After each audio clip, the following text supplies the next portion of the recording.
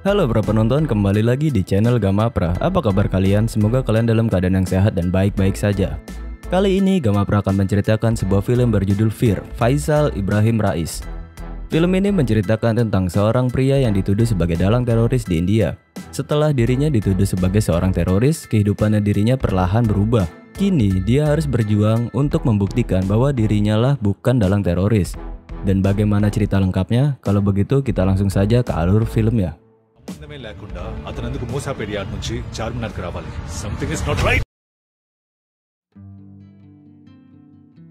Sebuah penjara di India telah tertangkap teroris bernama Makbul. Seorang perwira intelijen bernama Guna Sekar mencoba mencari tahu informasi jaringan teroris kepada Makbul.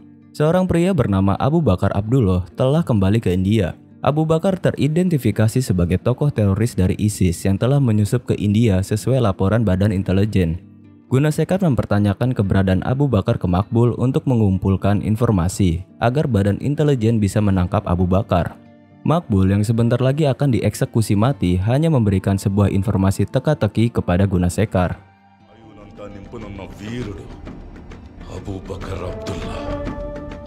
Sementara itu, pimpinan Badan Intelijen Ajay Dewan di depan awak media telah mengkonfirmasi keberadaan Abu Bakar di India. Ajay Dewan telah mempersiapkan pasukan khusus yang akan menangkap Abu Bakar kepada media setempat. We have a task force that's focused purely on finding Abu Bakar Abdullah. Di tempat lain, seorang ulama terkenal bernama Dr. Zazi dicurigai sebagai teroris. Namun, hal itu telah dibantah oleh Dr. Zazi di sebuah acara televisi.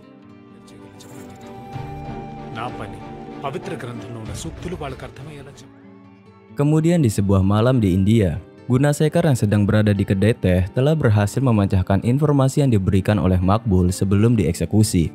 Informasi yang berupa teka-teki telah berhasil Guna Sekar pecahkan. Keesokan harinya, Guna Sekar menemui pimpinan intelijen Ajay Dewan dan menceritakan informasi yang dia dapat. Informasinya adalah Abu Bakar telah menyiapkan sebuah teror di Sri Lanka. Ajay Dewan dan staf direksinya menerima informasi tersebut dan meminta para stafnya untuk mengirim laporan ke intelijen Sri Lanka dan menghubungi Duta Besar India untuk bekerja sama menangkap Abu Bakar. Di tempat lain, Irfan Ahmed, seorang pria lulusan insinyur kimia, menghadiri wawancara di sebuah kantor.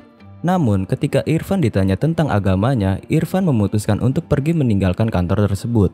Irfan tinggal berdua bersama ibunya yang mengidap penyakit diabetes. Ketika Irfan menemani ibunya periksa ke dokter, dokter tersebut memberitahu bahwa ibunya Irfan juga memiliki tekanan darah tinggi. Dokter menyarankan kepada ibunya Irfan untuk menjaga kesehatannya dengan berolahraga dan mengurangi berat badan. Lalu di hari yang lain, Irfan mencoba lagi untuk melamar pekerjaan. Namun, lagi-lagi dirinya gagal dalam sesi wawancara. Sementara itu, di kantor Badan Intelijen, Guna Sekar dan temannya bernama Anessa menyelidiki kasus tentang teroris ISIS. Mereka telah memblokir 105 akun media sosial yang telah membagikan postingan pro-ISIS dan telah mendapatkan 5 orang yang terlibat dalam propaganda ISIS. Namun, setelah mereka selidiki 5 orang tersebut, mereka tidak menemukan koneksi langsung antara 5 orang tersebut dengan Abu Bakar. అందుకే వీళ్ళలో కొంతమంది ఓపెన్ గా ఐసిస్ కి ప్రొపగండా చేస్తున్నారని 5గురిని అరెస్ట్ కూడా చేశారు.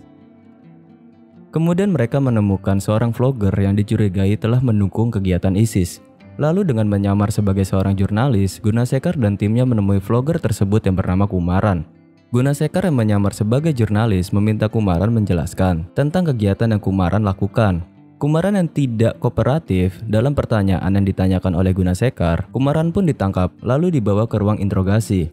Di dalam ruang interogasi, Kumaran mengakui bahwa dirinya telah melakukan sebuah bisnis dengan sebuah organisasi yang diduga adalah ISIS. Kumaran menjelaskan bahwa melalui web dan mengatur jaringan pribadi kepada organisasi tersebut, jaringan pribadi itu nantinya akan digunakan untuk mengirim pesan dari mana saja di dunia. Jaringan telekomunikasi yang diretas oleh Kumaran mampu melacak keberadaan lokasi orang-orang yang berada di organisasi tersebut. Namun hanya saja itu bisa dilakukan ketika jaringan tersebut aktif digunakan. Lalu Kumaran diperintahkan untuk mengakses jaringan itu dan memantau pergerakan dari organisasi tersebut. Di lain tempat, Abu Bakar telah mempersiapkan serangan teror di Sri Lanka. Kemudian, duar, terjadilah ledakan di 8 lokasi di Sri Lanka.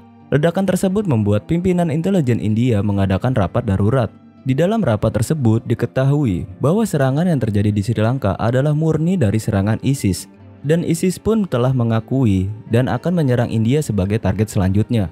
Diketahui juga bahwa dalang di balik pengeboman dipimpin oleh seseorang bernama Mohammed Zahran. Untuk melakukan teror, Mohammed Zahran mendapat dana dari lembaga sosial yang dikelola oleh Yayasan Dr. Zazi.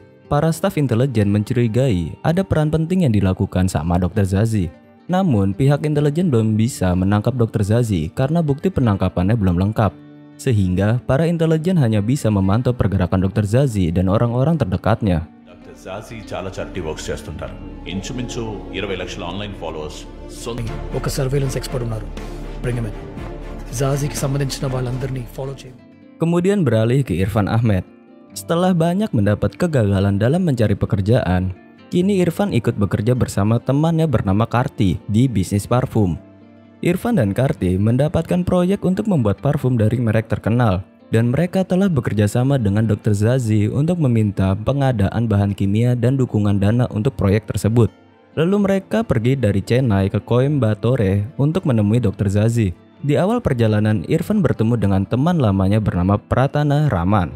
Raman merupakan wanita Hindu yang bekerja sebagai pengacara. Raman dan keluarga Irfan sudah saling kenal dan sering menghabiskan waktu bersama.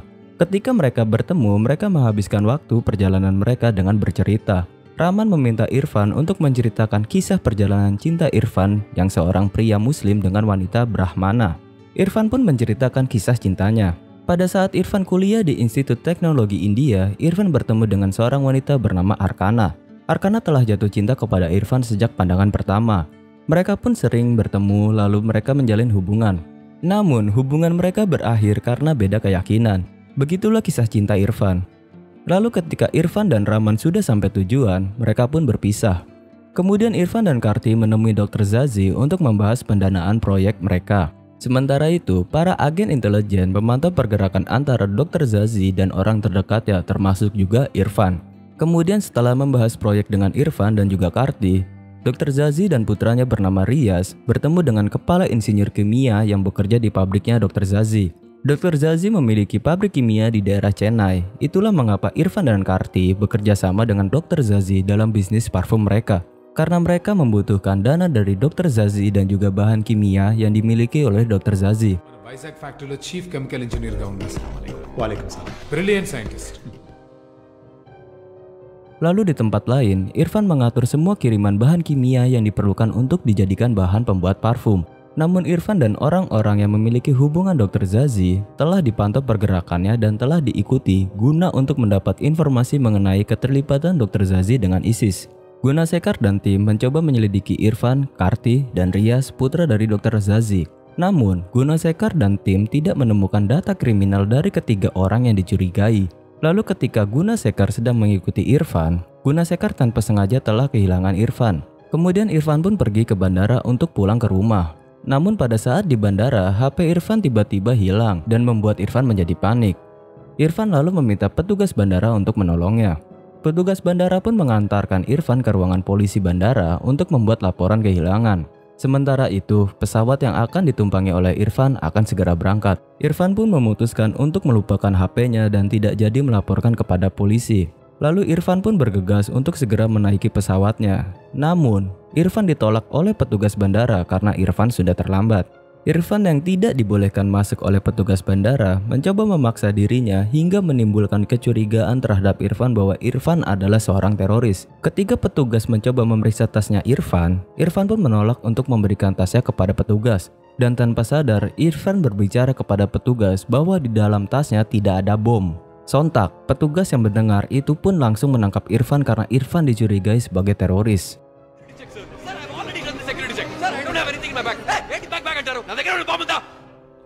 What's his name again? Irfan Ahmed.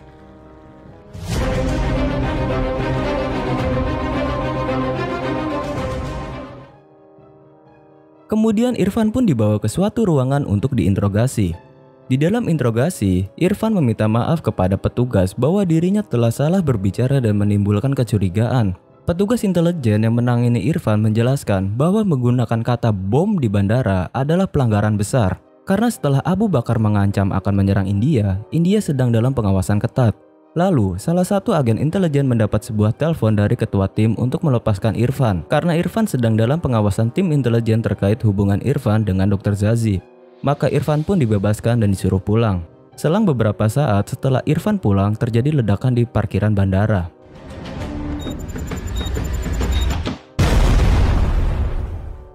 Malang nasib Irfan. Ledakan yang terjadi di parkiran bandara dipicu dari sebuah HP. Dan setelah diselidiki, HP tersebut adalah HP milik Irfan yang hilang. Lantas para polisi pun bergegas ke rumah Irfan untuk menangkap Irfan. Lalu ketika Irfan sudah pulang, Irfan tidak menyadari bahwa di dalam rumahnya sudah ada anggota intelijen yaitu Anissa yang sudah berada di dalam rumahnya. Irfan yang diduga teroris pun langsung disergap oleh pasukan khusus dan ditangkap di dalam rumahnya.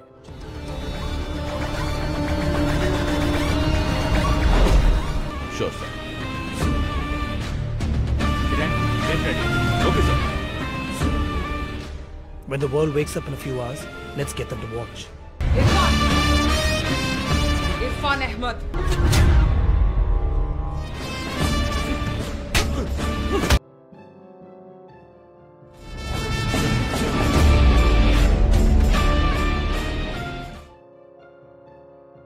Kemudian, Ajay, pimpinan intelijen memerintahkan anak buahnya untuk menyebarkan informasi ke media bahwa tersangka Irfan Ahmed yang diduga sebagai teroris ISIS telah tertangkap. Lalu seluruh media di penjuru India pun beramai-ramai memberitakan bahwa Irfan Ahmed yang terduga teroris ISIS telah tertangkap.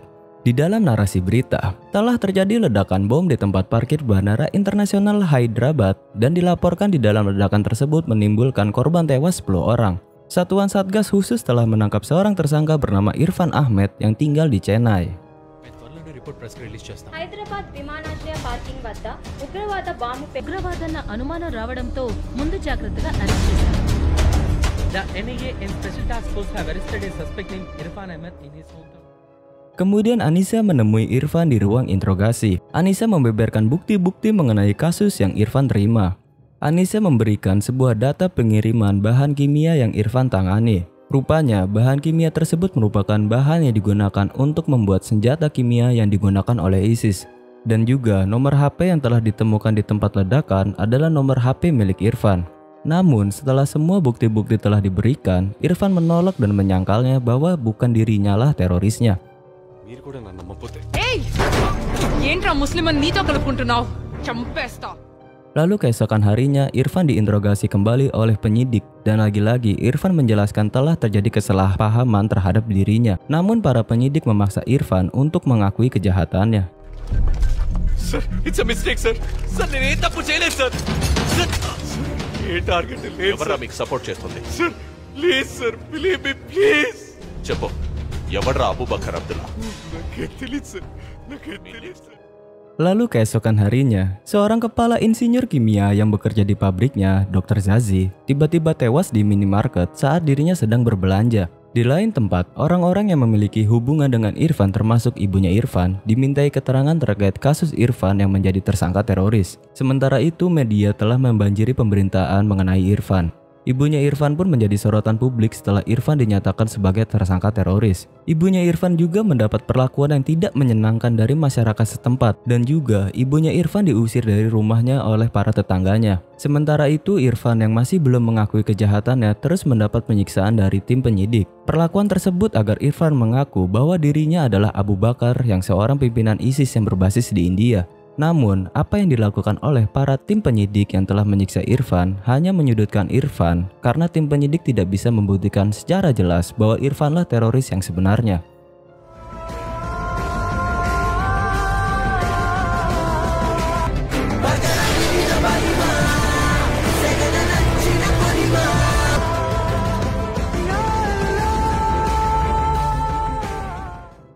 Lalu ibu Irfan yang sudah rindu terhadap Irfan mencoba untuk melihat keadaan Irfan yang ditangkap. Namun Anissa yang menemui ibu Irfan menolak untuk memberikan kelonggaran terhadap ibunya Irfan. Karena Anissa tidak bisa bersimpati terhadap tersangka teroris. Karena mendapat penolakan tersebut, ibu Irfan mengalami pingsan. Lalu Anissa menemui Irfan dan memberikan sebuah video yang memperlihatkan ibunya Irfan pingsan. Irfan yang melihat itu memohon kepada Anissa untuk memberikan obat kepada ibunya. Karena ibunya Irfan mengalami sakit diabetes dan tidak boleh merasakan stres. karena ibunya Irfan juga memiliki penyakit darah tinggi. Itu sebabnya ibu Irfan kini sedang mengalami keadaan yang kritis pasca anaknya dituduh sebagai tersangka teroris. Kemudian dengan menunjukkan video tersebut, Anissa berhasil menekan psikologinya Irfan. Irfan dipaksa sama Anissa untuk mengaku bahwa Irfanlah Abu Bakar Abdullah, seorang pimpinan teroris di India. Irfan yang terus mendapat tekanan akhirnya mengaku bahwa dirinya lah Abu Bakar Abdullah. Abu Bakar Abdullah ini.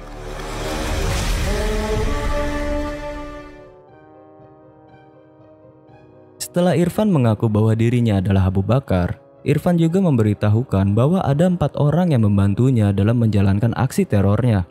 Irfan pun memberikan nama-nama dari 4 orang tersebut. Setelah itu Ajay menugaskan anak buahnya untuk membawa Irfan ke pengadilan dan memerintahkan untuk merahasiakan perjalanan Irfan ke pengadilan agar tidak banyak orang yang tahu. Lalu Irfan pun dibawa ke pengadilan bersama 6 orang penjaga termasuk Anissa di dalamnya. Ketika di tengah perjalanan menuju pengadilan, Irfan memberontak dan berusaha melawan para penjaga. Para penjaga pun dibuat kerepotan sama aksi bela dirinya Irfan. Setelah berhasil melawan semua para penjaga, Irfan pun berhasil kabur.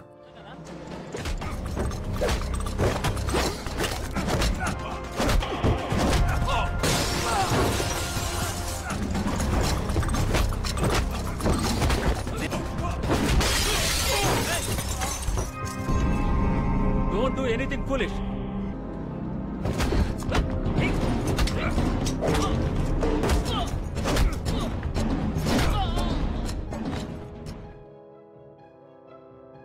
Setelah berhasil Irfan kabur, petugas intelijen mengeluarkan peringatan merah di wilayah Chennai agar para masyarakat melaporkan siapapun yang mencurigakan. Lalu Irfan yang kabur ternyata pergi ke rumah sakit yang merawat ibunya. Di sana Irfan dengan sembunyi-sembunyi mencoba untuk menghubungi dan menemui Rahman. Setelah menemui Rahman, Irfan meyakinkan Rahman bahwa dirinya bukanlah teroris dan meminta Rahman untuk membantunya memberikan HP kepada ibunya Irfan. Setelah Irfan berhasil menghubungi ibunya, Irfan memberitahu bahwa keadaan dirinya baik-baik saja agar ibunya Irfan tidak terlalu mencemaskan Irfan. Namun, karena ibunya Irfan sedang kritis, ibunya Irfan meninggal di depan matanya Irfan. Irfan mencoba menolong ibunya, namun karena Irfan terlalu berisik, akhirnya Irfan ketahuan oleh penjaga. Lalu ketika Irfan ingin ditangkap, Irfan melakukan perlawanan dan mencoba kabur.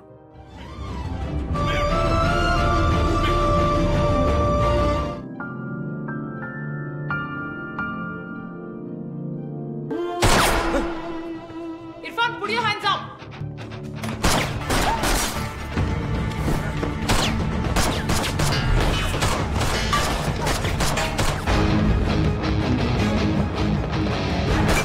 Copy that, we are behind. Setelah Irfan berhasil kabur dari para intelijen, di saat Irfan kabur dan melarikan diri, Irfan berhenti di sebuah gereja.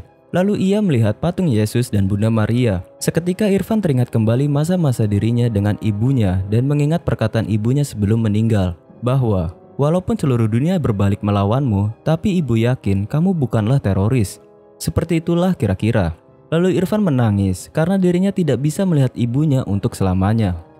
Kemudian di tempat lain, kepala tim intelijen mengabarkan ke Anissa dan Gunasekar bahwa nama-nama 4 orang yang disebut Irfan ternyata adalah nama-nama seorang atlet kriket, dan ini membuktikan bahwa Irfan telah menipu agen intelijen. Kepala tim intelijen juga memberikan informasi bahwa Dr. Zazi berada di Chennai bertepatan dengan berhasilnya Irfan kabur dari tim intelijen. Lalu Anissa meminta Gunasekar untuk pergi ke kantor intelijen dan menemui Kumaran, seorang peretas, untuk mengawasi jaringan komunikasi yang digunakan oleh para teroris. Sedangkan Anissa pergi ke rumah Dr. Zazi untuk memeriksa dan mencari informasi.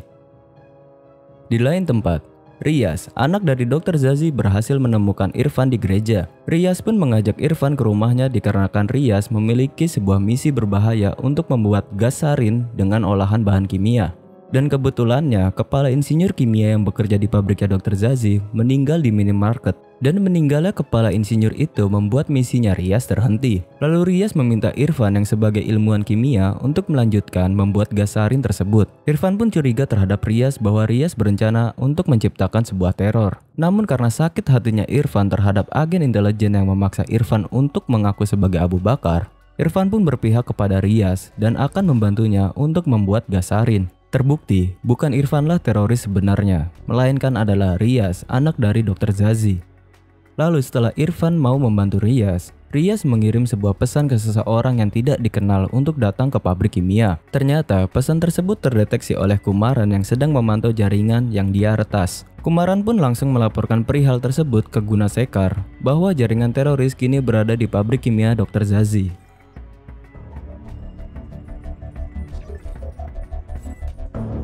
Phone signal వచ్చింది కనిపెట్టాను అక్కడే ఉన్నా Kemudian beralih ke Dr. Zazi. Dr. Zazi yang merupakan pemilik pabrik kimia datang ke pabriknya untuk menemui Riyas. Namun ketika Dr. Zazi melihat ada Irfan di pabriknya, Dr. Zazi menjadi heran mengapa Irfan berada di pabriknya. Lantas, Dr. Zazi yang tahunya bahwa Irfan adalah teroris, Dr. Zazi pun mencoba menghubungi polisi. Akan tetapi Irfan memukul Dr. Zazi yang akan menghalangi misinya untuk meneror India dengan gas sarin. Setelah itu, Irfan pun memulai tugasnya, yaitu membuat gas sarin menggunakan bahan kimia yang sudah tersedia.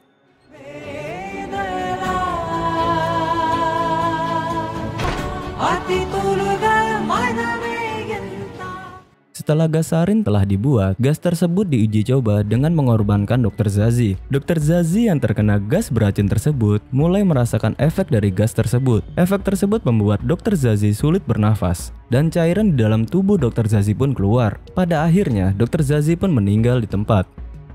Setelah Dr. Zazi meninggal, sementara itu kepala tim intelijen mendapat kabar dari Gunasekar bahwa keberadaan teroris telah ditemukan. Kemudian kepala tim tersebut melaporkan kabar itu ke atasannya, yaitu Ajay Dewan, bahwa keberadaan teroris ada di pabrik kimia milik Dr. Zazi dan akan meneror India dengan gas beracun.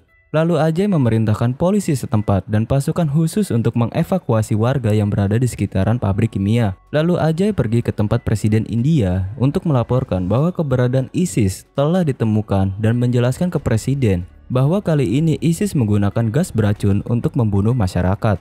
Sebelumnya, gas beracun ini sudah digunakan di berbagai tempat, yaitu Irak, Jepang, dan Suriah. Gas beracun ini telah efektif dalam pembunuhan massal yang mengakibatkan ribuan orang menderita akibat menghirup gas beracun tersebut. Ajay pun meminta presiden untuk mengebom pabrik kimia tersebut menggunakan drone yang memiliki kemampuan rudal agar bisa menghentikan para teroris dan gas beracun tersebut. Setelah mendapat penjelasan dari Ajay, presiden pun mengizinkan penggunaan drone tersebut untuk menghentikan serangan ISIS. ఇరాక్లో 1988లో సరీన్ వల్ల 3,200 మంది చనిపోయారు using an unmanned MQ-9 Reaper drone with missile capabilities.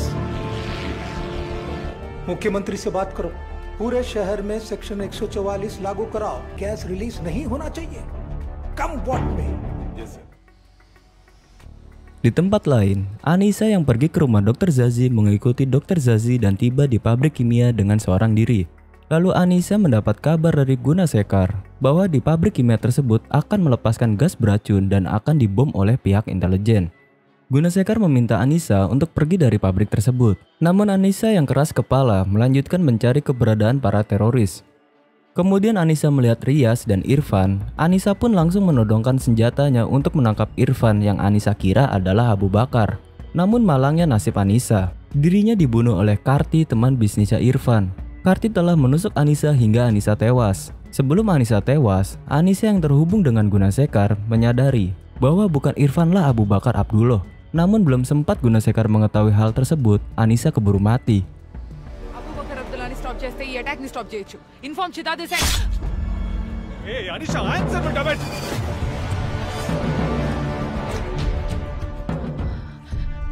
Irfan కాదు. ఏబీ. Irfan Anisha!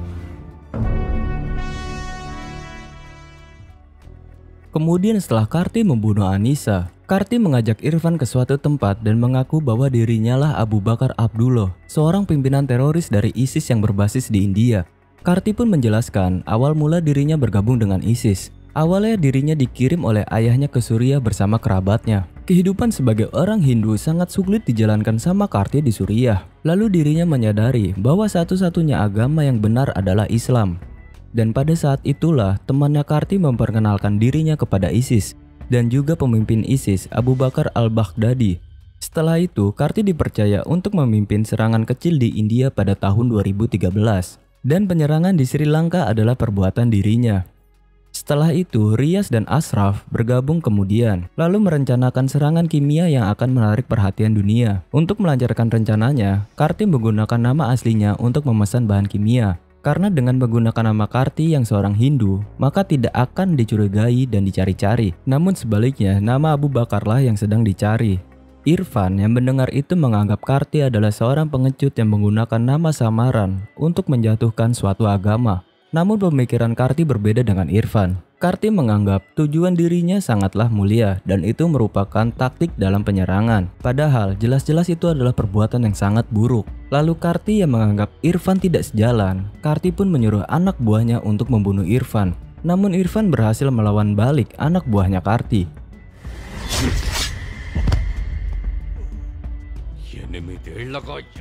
Kemudian dalam perjuangan Irfan melawan anak buahnya Karti, Irfan dibantu oleh mantan pacarnya yaitu Arkana yang tiba-tiba saja datang untuk membantu Irfan melawan para teroris. Arkana juga melawan Riyaz yang berusaha untuk kabur.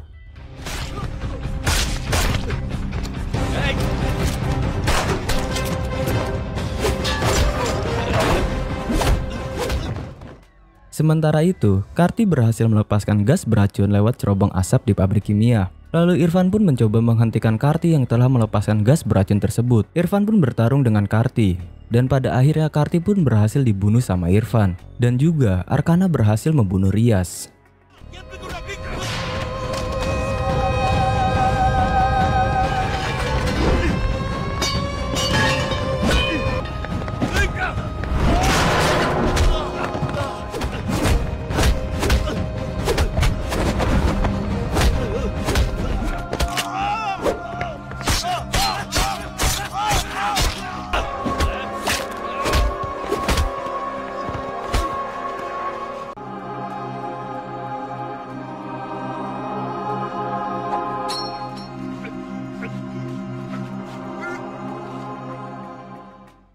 Kemudian setelah Karti dan Riyaz terbunuh, Irfan dan Arkana bertemu. Irfan meminta Arkana untuk memberikan laptopnya yang berisikan data-data para teroris ke Ajay, pemimpin intelijen. Sedangkan Irfan mencoba pergi ke cerobong asap untuk menutup secara manual gas beracun yang sudah dilepaskan. Sementara itu, polisi setempat mengevakuasi masyarakat yang berada di sekitar pabrik. Namun karena gas beracun sudah dilepaskan, ada beberapa masyarakat yang terkena gas beracun tersebut. Lalu Irfan yang berusaha untuk menutup gas tersebut akhirnya berhasil menghentikan gas beracun itu. Namun sayangnya, drone yang telah dikirim untuk meledakkan pabrik telah meluncurkan rudalnya dan menghancurkan pabrik kimia bersama dengan Irfan yang sedang berada di pabrik tersebut. Kemudian, setelah berhasil meledakkan pabrik, Ajay mendapat apresiasi dari presiden yang telah berhasil membunuh dalang teroris dan menghentikan serangan gas beracun di kota Chennai. Tetapi sebelum berakhir, Ajay menjelaskan bahwa Irfan adalah agen ganda yang bekerja untuk mencari dalang teroris. Untuk mencari keberadaan teroris yang cerdas, maka dirinya harus menemukan seseorang yang cerdas juga. Dan dia menemukan seorang ilmuwan kimia yang dinamakan Irfan Ahmed. Kehidupan dan nama aslinya telah dihilangkan untuk menjalankan misi mencari keberadaan Abu Bakar. Awalnya para agen mencurigai Dr. Zazi adalah Abu Bakar. Lalu Dr. Zazi masuk ke dalam pengawasan. Setelah mengetahui Dr. Zazi memiliki hubungan dengan seorang pebisnis parfum yang memiliki lab kimia, maka Irfan ditempatkan di lab tersebut. Setelah Irfan berada di lab tersebut, Irfan memberi informasi bahwa ada transaksi bahan kimia berbahaya. Seorang kepala ilmuwan pabrik Dr. Zazi yang bernama Ashraf telah memesan bahan kimia terlarang dan dicurigai mereka merencanakan serangan kimia. Lalu awal dari misi Ajay dan tim adalah membuat Irfan menjadi Abu Bakar palsu dengan membuat serangan di bandara. Setelah dunia mengetahui bahwa Irfan Ahmed adalah Abu Bakar, kepala pabrik kimia Dr. Zazi yaitu si Ashraf dibunuh agar Irfan bisa masuk menggantikan Ashraf. Dan pelarian Irfan dari tim investigasi dan juga pada saat di rumah sakit memang sudah direncanakan oleh timnya Ajay. Walaupun harus mengorbankan keluarga dan juga diri sendiri, begitulah pengorbanan seorang pria muslim di India untuk menyelamatkan negaranya dari kelompok teroris dan itu membuat Ajay bangga. Lalu untuk kedepannya akan ada Irfan-Irfan yang lain yang akan melindungi negara India. Nama asli dari Irfan Ahmed adalah Faisal Ibrahim Rais yang disingkat Fir dan itulah akhir dari cerita di film ini. Faisal Ibrahim Rais itna kuda ee desaniki. Oke, mungkin itu saja yang Gamal Pra bisa sajikan kepada kalian. Mohon maaf bila ada salah-salah kata atau ucapan dalam pembuatan alur filmnya. Dan Gamapra menyarankan kepada kalian untuk menonton full filmnya karena itu jauh lebih baik. Di sini Gamapra hanya membuat suatu hiburan kepada kalian yang tidak mau menonton film berjam-jam. Jika kalian suka dengan video ini, kalian bisa klik like dan share video ini. Akhir kata, Gamapra pamit undur diri. Jaga kesehatan, stay safe dimanapun kalian berada. Sampai jumpa di video alur film yang lainnya. Bye-bye.